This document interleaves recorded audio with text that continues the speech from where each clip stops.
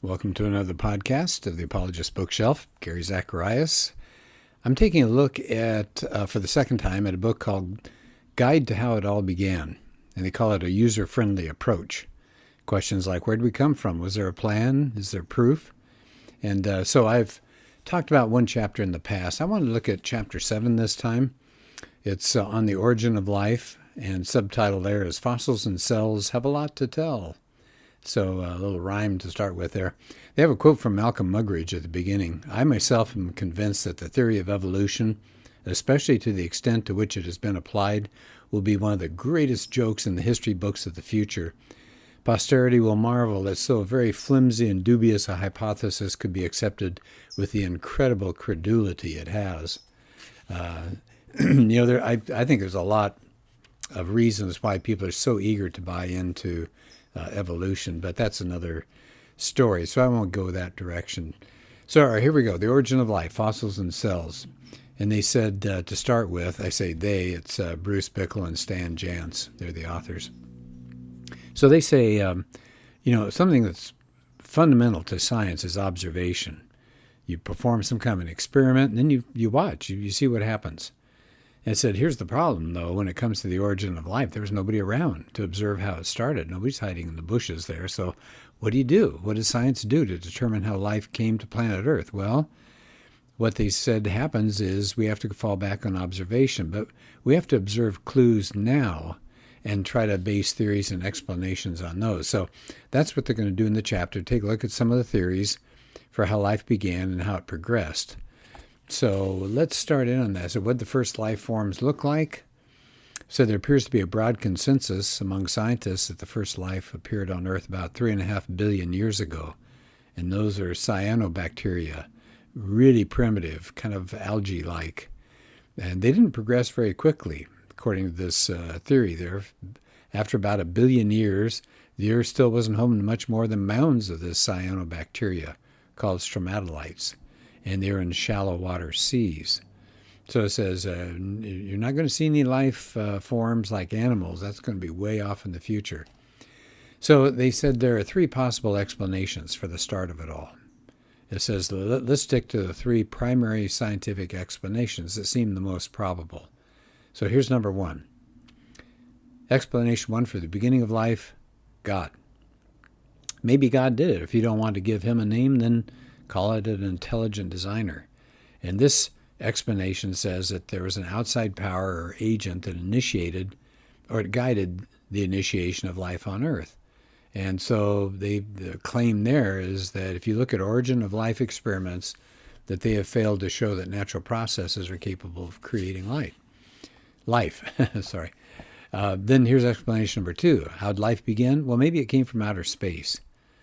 Perhaps there's life somewhere else in the universe, and maybe like a spore or something like that traveled into our atmosphere. And they said, that's possible, but it's certainly not probable. It's that pretty tough travel for any kind of bacteria out in space there. You got radiation, you got the heat, you got the cold, and the distances. It would just take forever. And they said, of course, if the theory is correct, that doesn't really solve our problem of how life began. It just shifts the inquiry from our planet, Earth, to some other one. It'd still remain, how did life on fill in the blank begin there? So it says, seems pretty unlikely that life originated somewhere else and came to Earth. Well, how about number 3? This is the one that's the biggie today. It just happened by itself. So Darwinists promote the explanation that life in the form of the first living cell developed from non-living matter under certain chemical conditions. They call it prebiotic evolution. That word prebiotic just means before you ended up with biological life. So it says something like 3.5 billion years ago, matter and energy and atmospheric conditions somehow interacted, and it brought complex life forms, cells, into existence. Now, explanation 3, they say, is the one that's most universally held. So he said, let's take a closer look at it. So this is the idea that it just happened by chance. So the Darwinist position for the origin of life is that there's some kind of chance combination of non-living chemicals. And they said, if you go back hundreds of years, people believed that life forms could just originate suddenly without any predecessor life form to produce them, just popped into existence. And they called that spontaneous generation. They said that was the way they looked at things. Like, as an example, you leave a piece of meat out and you leave it long enough and it's covered with maggots. They didn't come in from the front door. They just appear on the meat. So maybe life forms could just arise spontaneously. And that was accepted for a long, long time until the theory of spontaneous generation was accepted before the invention of the microscope, because nobody could see the bacteria on the meat, but it was there. And that's how you ended up with the maggots. There were pre-existing bacteria on there. So then, finally, by the early part of the 20th century, people recognized their conclusion was life only comes from pre-existing life. Cells only come from other cells. But that didn't discourage the Darwinists. They admitted spontaneous generation of cells wasn't possible now, but they theorized, well, maybe 3.5 billion years ago, conditions on the surface of the Earth and its atmosphere were different. In other words, it couldn't happen now, but it did happen back then. So how would they come up with that? What would they rely on for that idea? Well, in 1924, there's a Russian biochemist, Oparin was his name. He theorized that the atmosphere, maybe the early atmosphere of the Earth, was completely different than it is now. And then he speculated that maybe something like a volcano blowing off or lightning striking would act on simple carbon compounds in the atmosphere and zap them and transform them into more complicated compounds. And they'd fall to Earth and they would form microscopic clumps, and those were the predecessors to the first cells. Then in the 1920s, there was an English biochemist, Haldane was his name, and he thought maybe the sun's ultraviolet light caused the gases in the atmosphere to transform into organic compounds, and it turned the ocean into kind of a soup. And out of that soup came virus-like particles that turned into the first cells. And then maybe the most famous experiment done to try to prove this was done by two men, Miller and Urey, in the 1950s. And they did an apparatus, put an apparatus together that attempted to duplicate what they thought the atmosphere was like. And they then zapped it with a little spark, and they got some gunk on the bottom. They didn't get cells, but they got some amino acids. And they said, hey, first step, you need those amino acids. They're the building blocks for proteins. We're on our way. So Darwinists are really excited about that. But the experiments only supported the first part of the Oparin-Haldane hypothesis. They didn't reach the next step of getting cells. They got some amino acids, but they didn't get cells.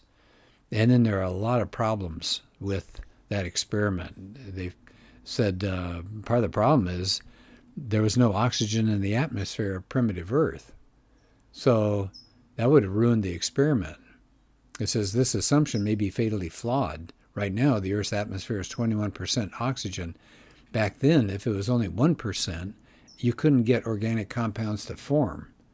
And they said they're finding out now that there was a lot of oxygen back then. If that's true, there was not an oxygen-free atmosphere back then that they needed. Okay, I hope that makes sense. The starting from nothing, zapping kind of theory says you can't have a lot of oxygen in the atmosphere. But they're beginning to find that that's not true. There was a lot of oxygen, and it was not oxygen-free. So there's a problem. Another problem is the starting materials. People used to think, well, we need methane and ammonia in the clouds. But now they're starting to believe that those two things were not present in the early atmosphere. If you remove those gases and you replace them by the ones they pretty much now believe were in the early atmosphere, you don't get amino acids. So that's a problem. And so they've kind of given up on the Miller-Urey thing.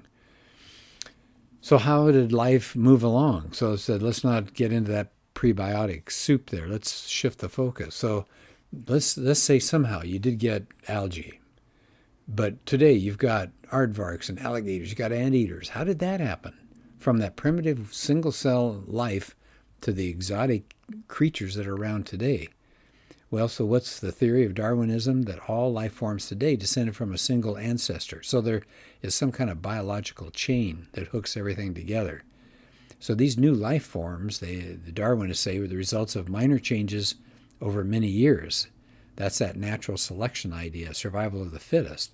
So you had new useful traits got passed along to a new generation because of some kind of mutation, and the harmful traits got eliminated.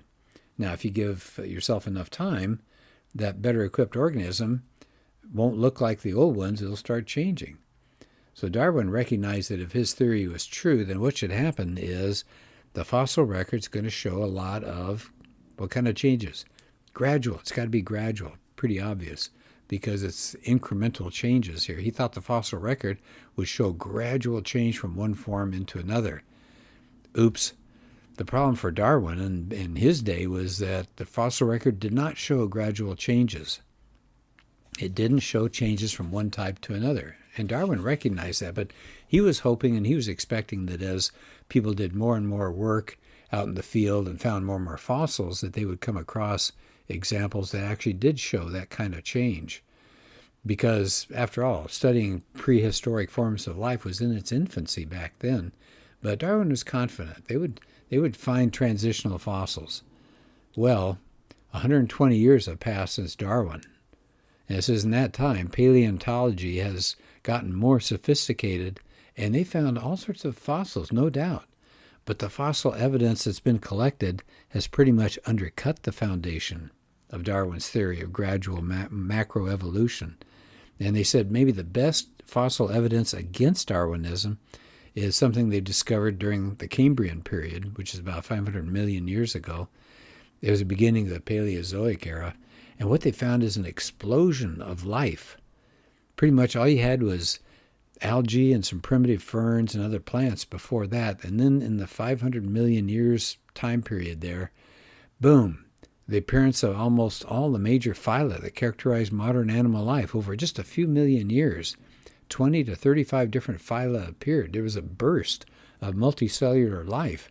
It was so dramatic that the New York Times in 1991 had this headline, "Spectacular Fossils Record Early Riot of Creation." Wow. So because of this abrupt appearance, researchers are calling it the Cambrian explosion.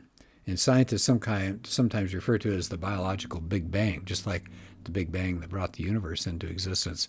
And there's a top-down pattern. In other words, here's what you see when you look at the fossils. Major themes of life's history, in other words, animal body designs appear first, and then there are variations. They said that's just the opposite of the bottom-up Darwinian model. The idea there was that you had an animal, and then it gradually changed into a different animal, but they're not finding that to be the case at all. It's kind of surprising. The Cambrian explosion is bad news for the Darwinists. Why? It reveals all of a sudden new appearance of all basic designs of body architecture. They're so different. How'd that happen? And the fossil record after the Cambrian explosion and the Cambrian period doesn't help the Darwinists much either. After that explosion, almost no new phyla appear in the fossil record. Isn't that weird? That's pretty strange. So the Darwinist prediction was something like this. Think of it as a tree growing. In other words, you have the trunk, that would be that one-cell animal, and then it gradually changed. Now you're starting to get some branches, and then you get more and more branches until you arrive at us and all the animals today. So think of it as a tree. That's the way they pictured it. But that's not what the fossil record reveals. You know what we get instead? Something that looks much more, instead of a tree, it looks like grass. It's not a tree. They actually said, it looks a little bit like a barcode. You get all these lines. In other words, animals come into existence preformed pretty much, and they don't change. Pretty weird. So I said if that problem wasn't enough for the Darwinists, now they've got a new challenge. It's called irreducible complexity. That's some kind of a system that animals have, different bodies have, and it's not, you don't get it by gradual successive modifications or refinements. So Darwin recognized this was a problem. In fact, he admitted in his book, The Origin of Species, if it could be demonstrated that any complex organ existed which could not possibly have been formed by numerous, successive, slight modifications, my theory would absolutely break down. So he conceded, if you can find a system inside a body that needs all the parts of it there for it to function right, and it all comes about at the same time, that's not Darwin. That's not gradual changes. And at Darwin's time, he didn't understand how complex living things were. And then the two authors here reference Michael Behe. he wrote a book called Darwin's Black Box. So he used the illustration of a mousetrap. A mousetrap has 5 parts. It's got a platform, got a holding bar, it's got a hammer, it's got a catch and the spring. It doesn't work unless every piece is all working at the same time. And the same thing is going on in a living cell. Many of its systems won't function unless all the parts are there. And it says Behe tried to find explanations by Darwinists for how a cell might have evolved. You'd think they would have all sorts of explanations. How do you get a cell? But Behe says if you look in the professional science literature about how these systems that he's talking about, how they arose, it turns out nobody has published anything. And they use especially one system that he talks about and others have talked about, is the human eye. It's an irreducibly complex biological system. You can't get the eye to work if any part of it is missing.